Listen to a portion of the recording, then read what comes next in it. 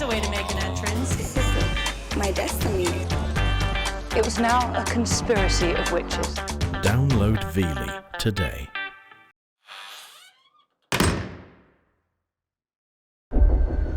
On the 21st of December 1978, police in Chicago were desperately trying to locate a missing teenager and had begun searching the home of a local maintenance contractor.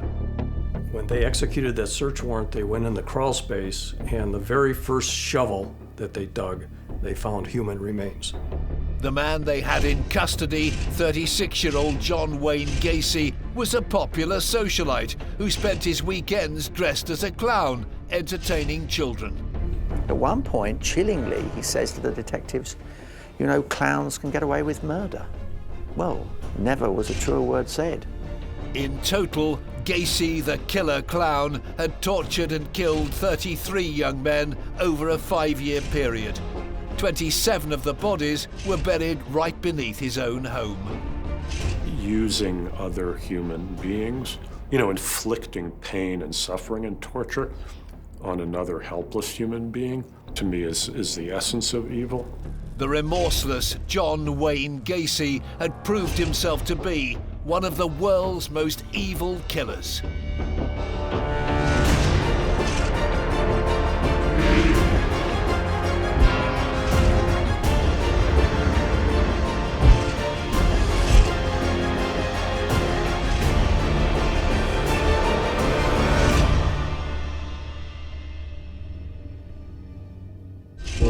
Over the course of 6 years, John Wayne Gacy kidnapped, tortured and brutally murdered 33 young men and boys in and around Chicago, Illinois.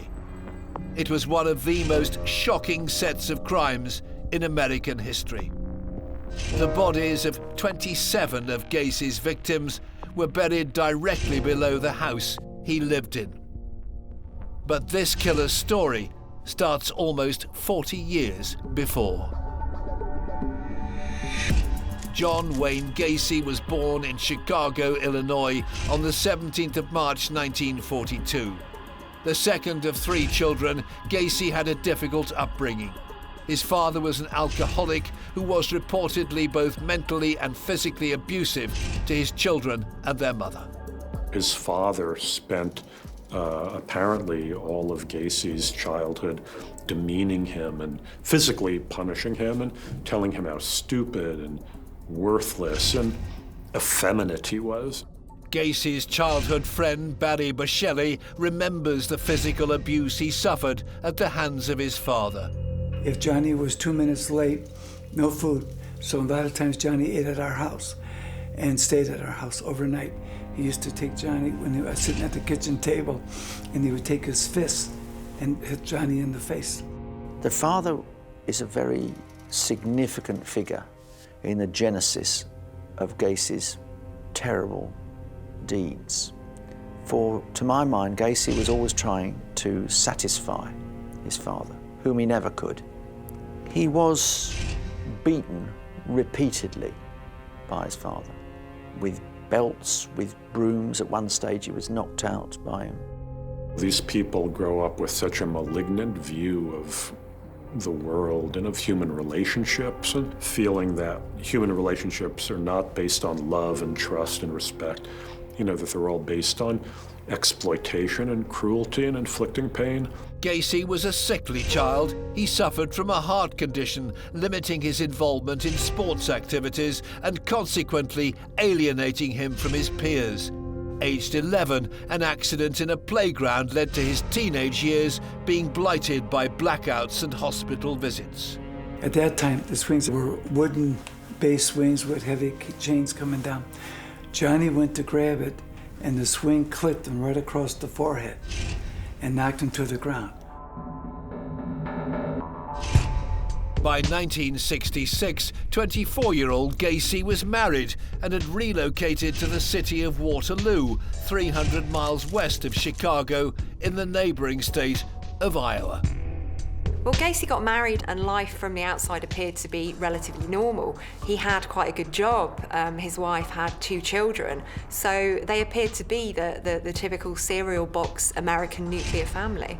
And Gacy wasn't just a regular family man. He was also quite active in the local Chamber of Commerce, and he played quite an active role. And he was a real figure in the local community. Gacy had started to build the perfect life for himself, but he was concealing a dark secret. He developed an unhealthy sexual interest in young boys. There was a son of a fellow JC member who he lured back to his home and he sexually assaulted.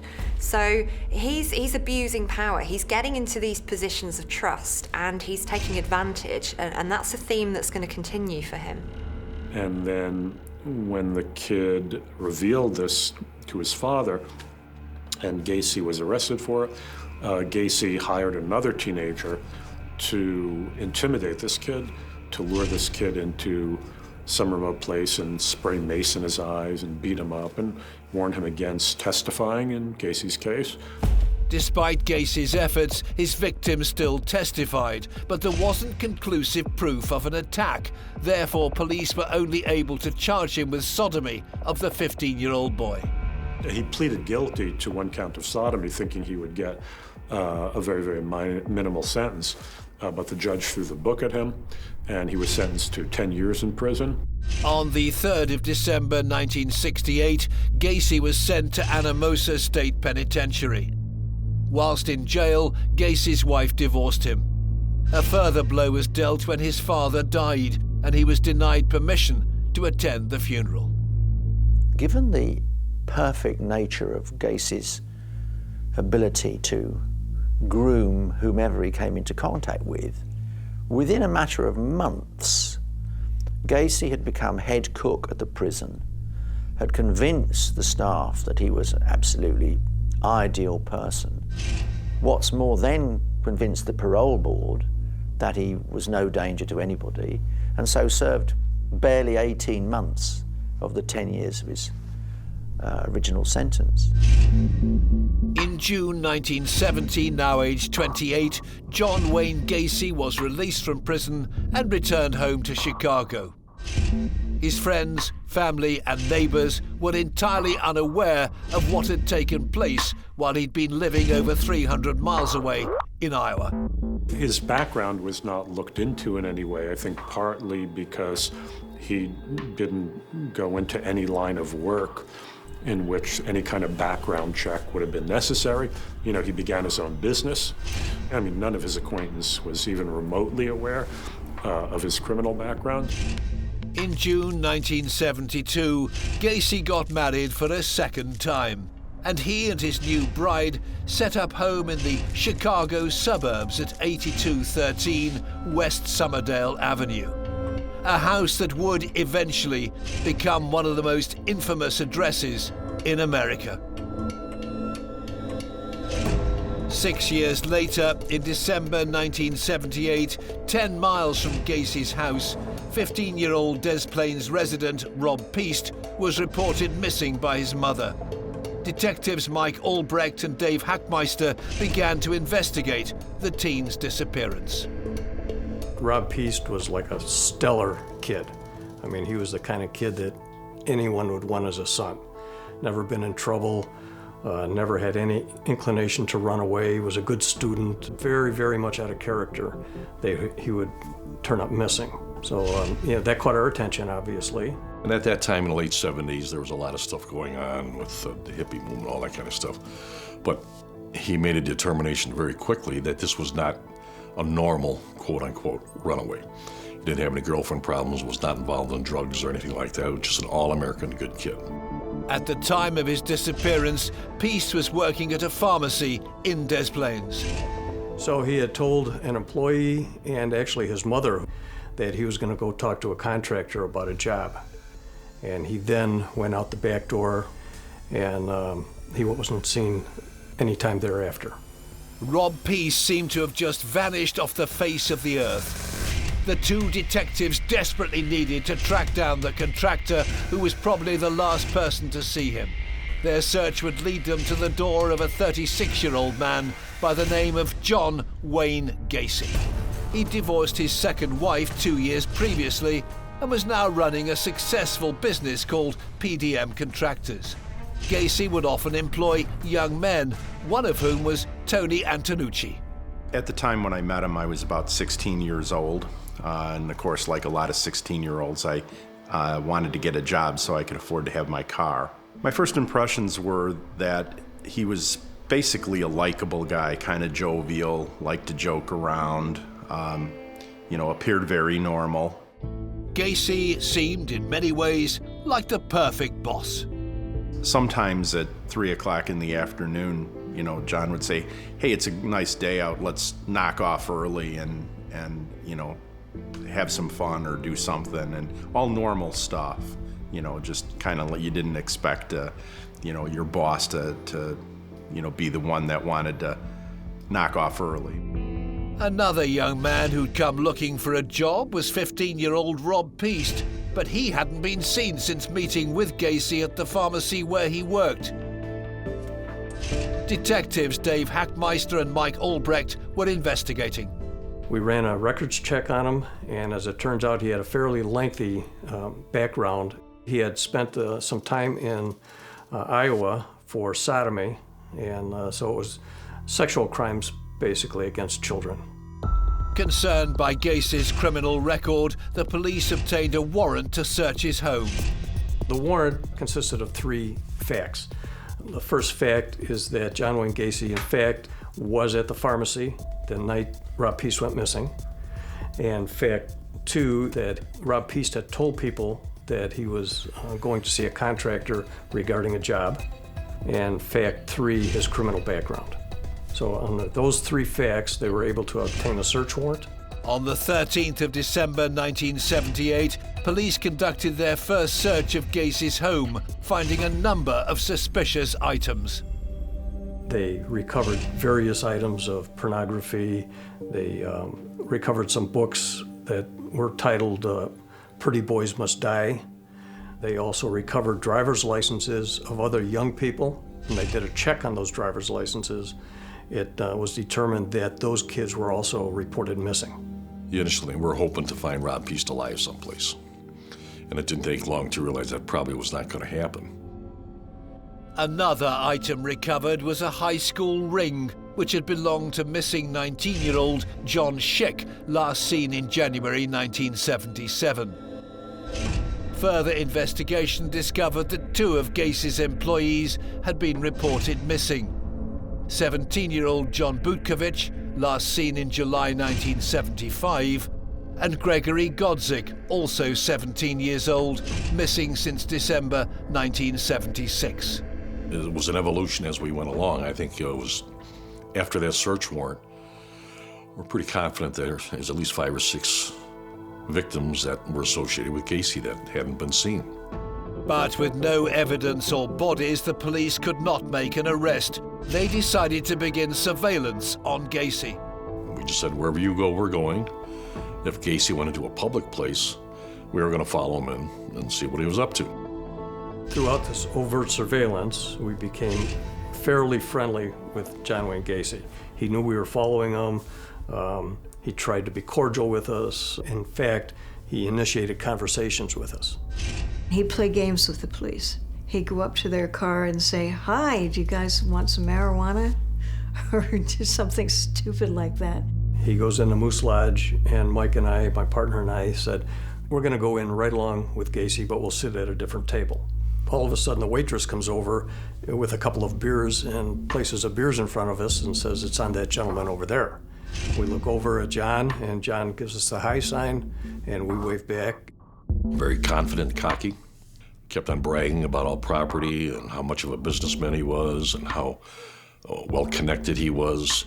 John Wayne Gacy had a psychopathic personality, so he really does seek out power and he seeks out control, and he likes playing with people. He's a bit of a puppet master, and I think that was driving his behavior.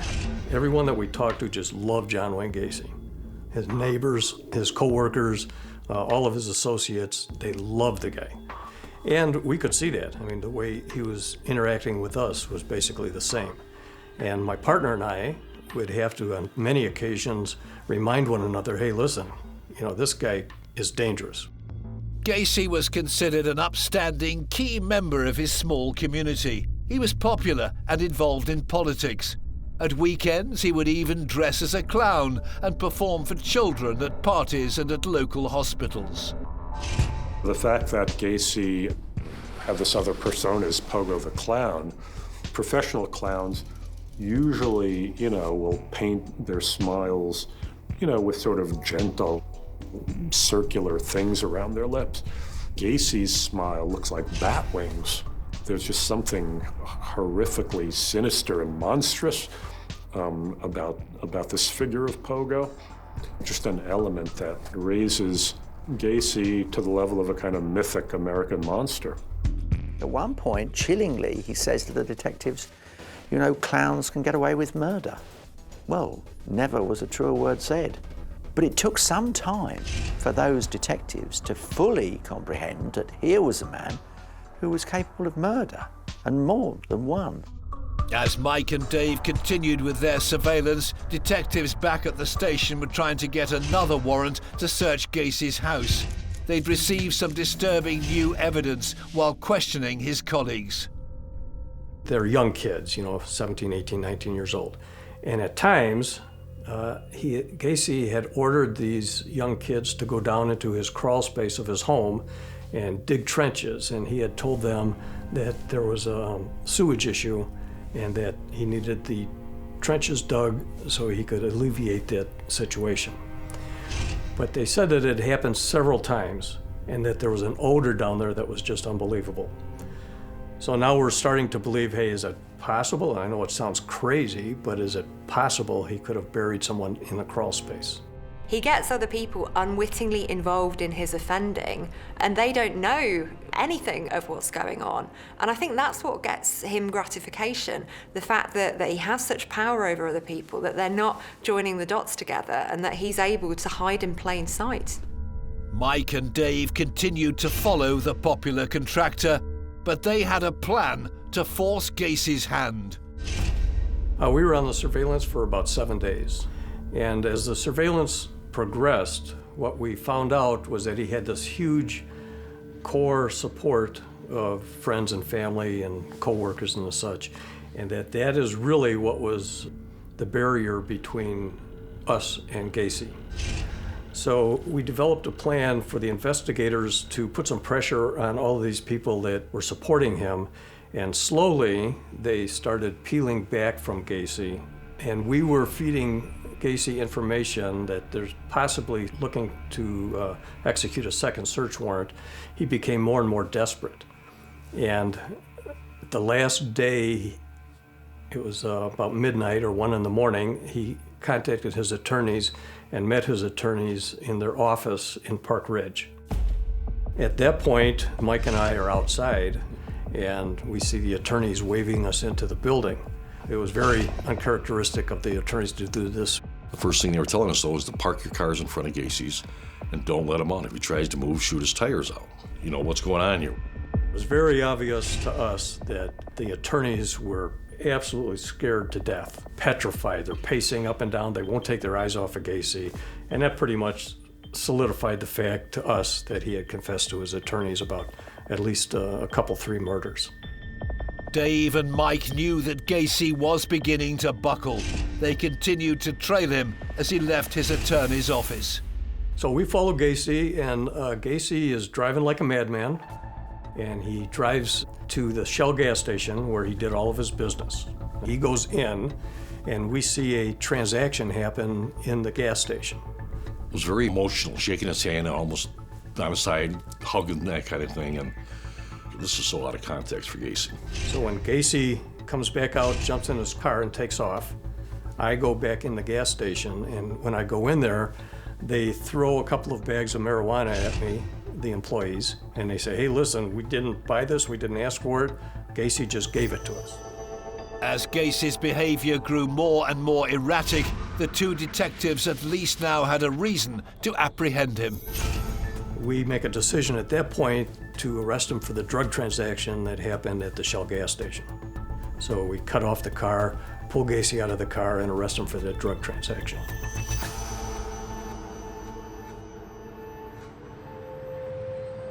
Devon in Milwaukee.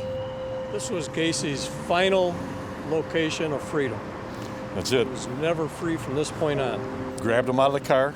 He was all whining to us, why are you doing this to me and all that. And that's where it ended. So technically he was arrested for marijuana possession and delivery. And then we took him to the station. While in custody, Gacy told detectives he was experiencing chest pains and was taken to a local hospital as a precaution. But he was just trying to buy some more time. The police had obtained the second warrant they'd been so desperate for. On the 21st of December 1978, they searched Gacy's home on West Somerdale Avenue for the second time. When they executed that search warrant, they went in the crawl space, and the very first shovel that they dug, they found human remains. Police had finally unearthed the secrets that Gacy had thought would stay buried forever. So they immediately called me, let me know that there was human remains in a crawl space, and at that time I arrested John Gacy for murder. Gacy says he wants to confess, but really he wants to confess to the surveillance team, both myself and my partner and the other team. And now all of a sudden he's got an audience again, and he's on top of the world. And he knows he can't get out of it at this point, and so he might as well just divulge everything that actually happened. Gacy told detectives he was willing to draw a map of the burial site beneath his home. I gave him a pen, and he started right up. He squared it off in the thing, and he started, well, this was a double, and this was a triple, and this was the first guy with put an X on it. Went around the whole crawl space with these places where the body was buried. I mean, they were digging with spoons and everything, but they obviously identified where all the bodies were, and they did an overlay of where the bodies were actually found compared to that diagram that he made, and it was unbelievable. It was right on the money. In total, 27 bodies were discovered in Gacy's crawl space. It wouldn't take long for news of this horrific discovery to filter out to the wider world. Then the arrest came down, and that was the headline on the local papers, everything, how many bodies they took out of Gacy's basement. Well, you know, when Gacy's crimes were uncovered, he entered into the record books, you know, as America's most prolific serial murderer. The notion that this, you know, pudgy, normal-seeming, decent, regular, ordinary guy was living in this horror house, you know, that was just suffused with the stench of death, and that there were the rotting bodies of 27 young men in his crawl space, bringing home and torturing young boys right in the midst, you know, of all his neighbors, and then going off to work the next day.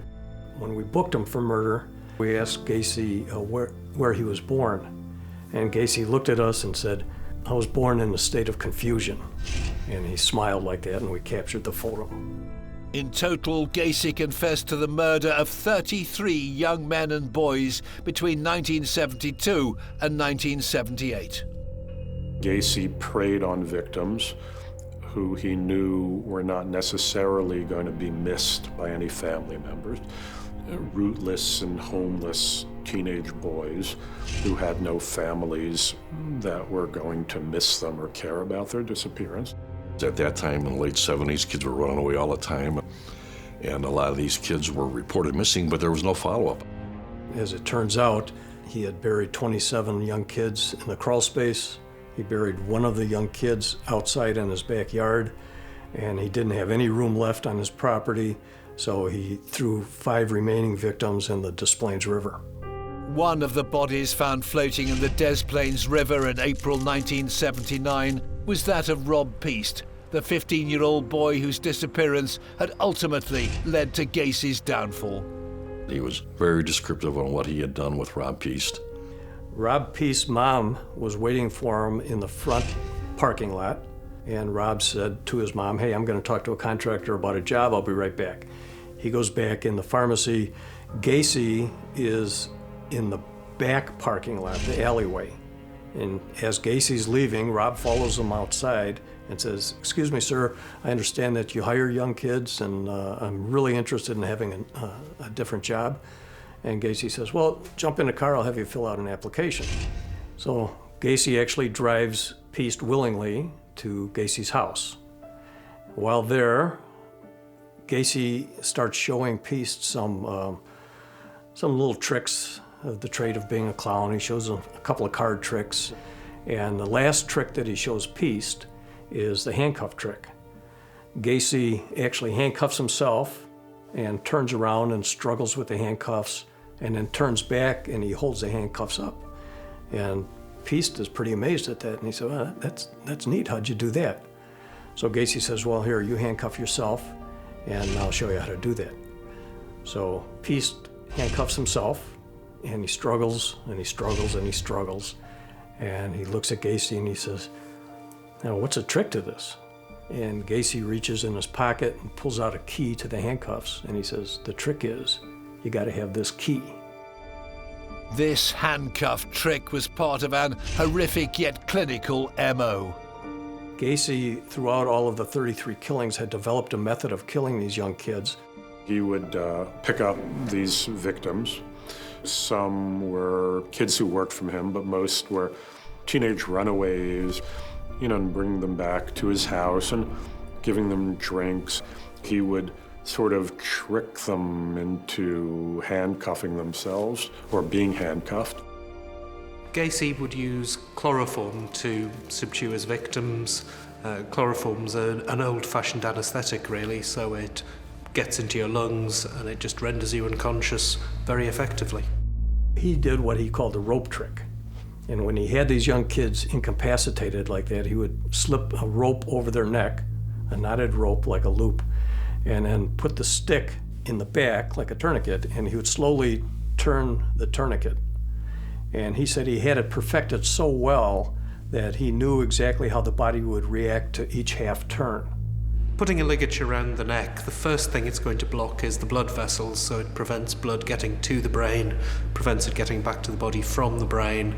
It's going to be very uncomfortable, and it can even render you unconscious in a small number of seconds. And he went into detail on how he would torture these young men. And he, in fact, did double and triple murders. He would incapacitate 2 or 3 people at a time and kill one person in front of the other victims, and then continue to kill the other victims. And he seemed to be pretty proud of that. But we used that to our advantage to keep him talking, and he described every killing to a T, exactly how it happened, all 33.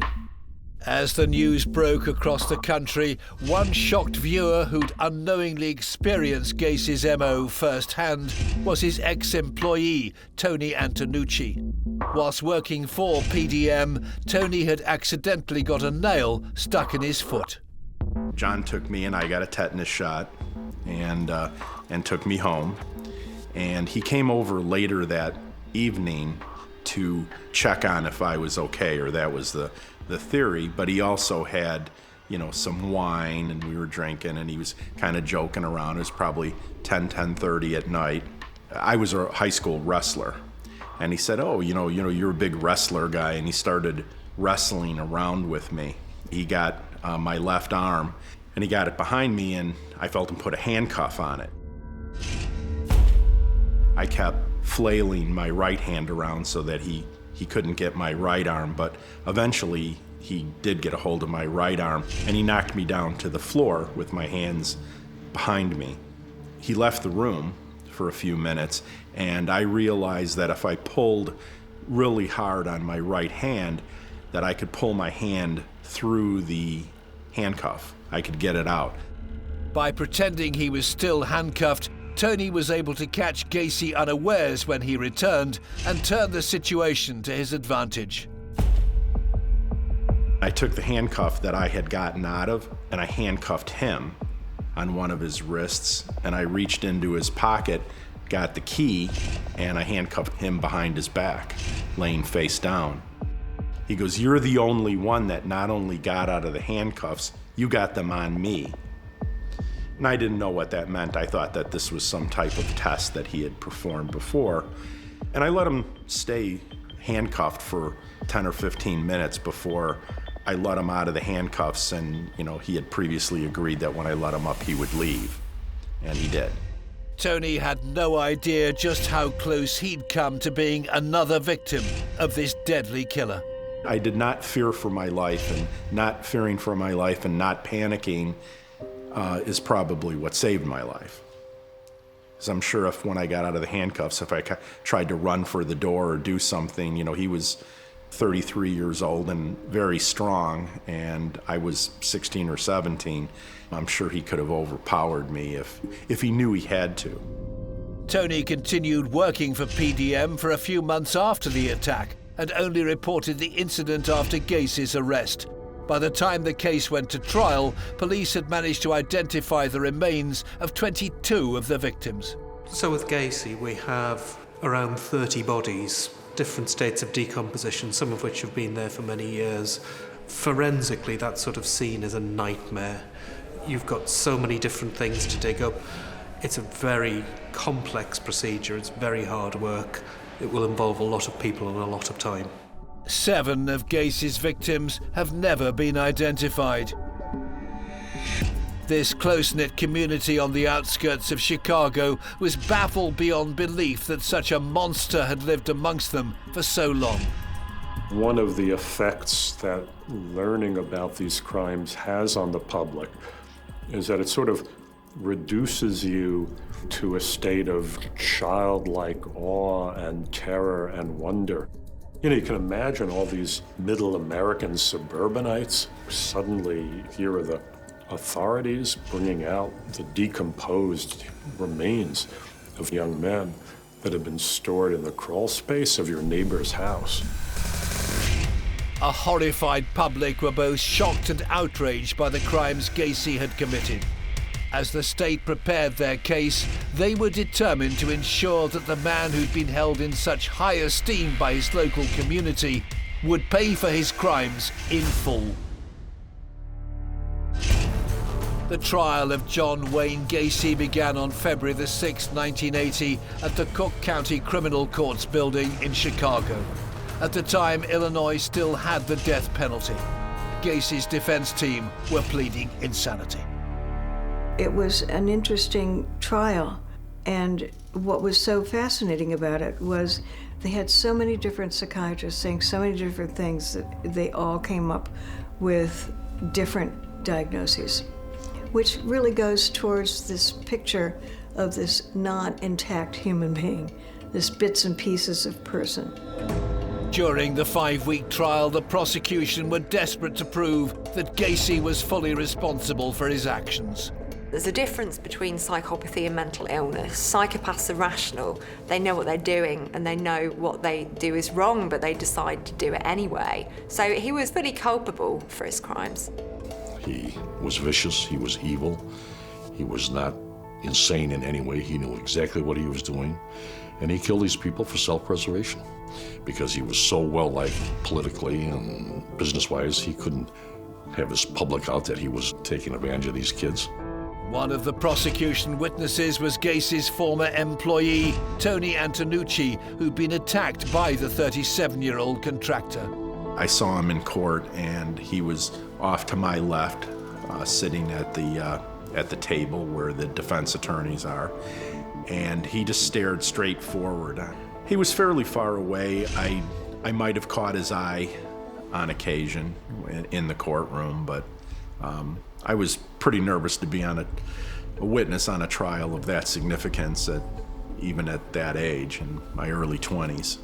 On the 13th of March 1980, the jury had made their decision on the fate of John Wayne Gacy.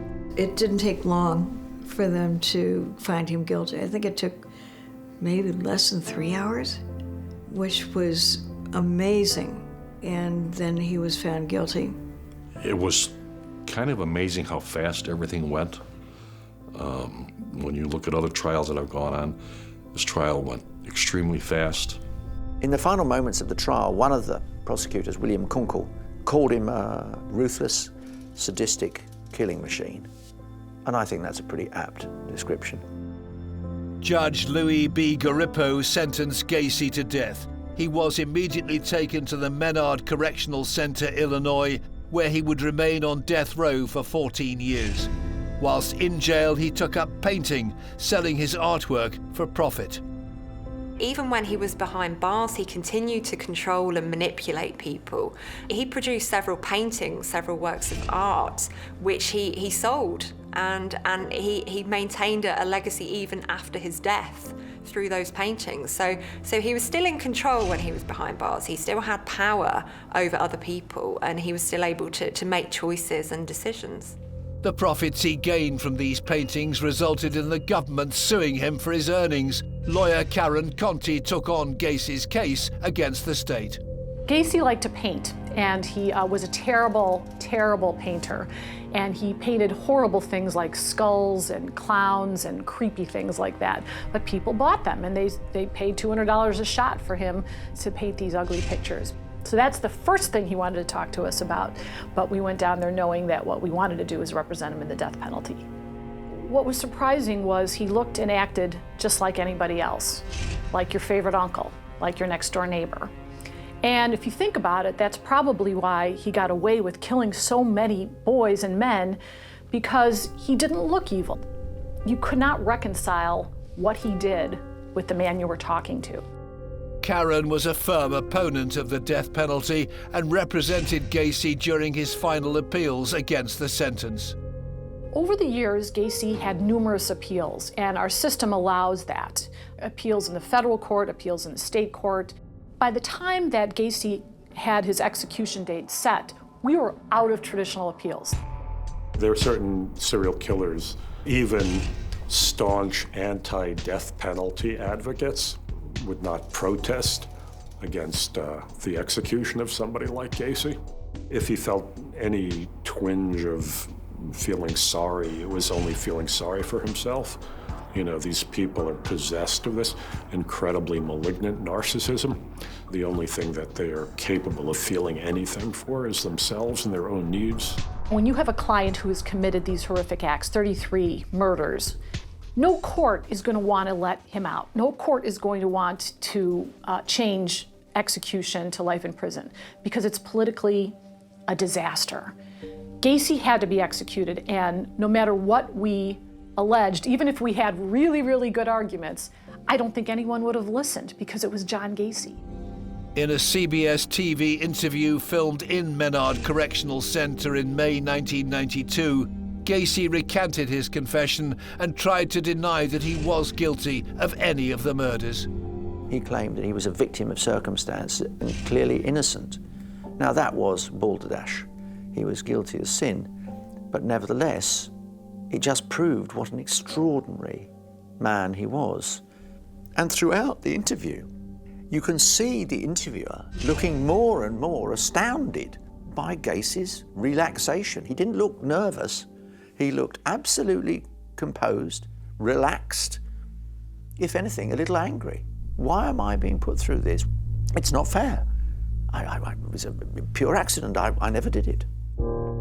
We knew it was his last-ditch effort. You know, everything else failed. He thought he could get away with, insanity plea, and that didn't work. So it was last-ditch effort to say that he wasn't involved or that others participated. But it was very clear during his initial confession that he was the one who completed these crimes and completed them by himself. Gacy never took responsibility for his actions, and he would always blame others. He would blame his victims, and in some cases he blamed his victims' parents. He would turn around and say, well, it's not my fault. I'm completely not responsible for any of this. And that's a key psychopathic trait, the failure to take responsibility for their own actions. Despite numerous attempts to appeal his death sentence, on the 10th of May 1994, John Wayne Gacy was executed by lethal injection at Stateville Penitentiary in Illinois. It was a circus. We were in a room at some point and we saw a television screen and we saw thousands of people lined up at least a mile down the street at the prison with signs, "Kill the clown, kill Gacy," with our names on it, "Kill Karen Conti." People beating drums, people dancing, people with clown makeup on. It was a celebration. Gacy's last words were, "Kiss my ass." Those are the words of a man who absolutely didn't mind what he'd done, who was proud of himself and proud of that killing spree, which makes him particularly chilling. Gacy was unrepentant right up until his last moments. He clearly felt no remorse for any of his 33 victims. Using other human beings, inflicting pain and suffering and torture on another helpless human being, to me is the essence of evil. After the execution, you'd think there'd be closure, but there really isn't closure for something like that. I mean, you always think back to the victim's family and the poor young boy who was 15 years old and just a good kid. So as much as you'd like to believe there was closure, there really wasn't closure. 40 years after being attacked, Tony Antonucci feels relieved he didn't become one of Gacy's many victims. I do feel very lucky to be alive. I don't know what to attribute that to. Maybe luck definitely, the biggest component, a little bit of help from above, and basically my own ignorance of the fact that I was truly in danger and the fact that I didn't panic and just wanted to win the game, if it was a game, is probably what helped.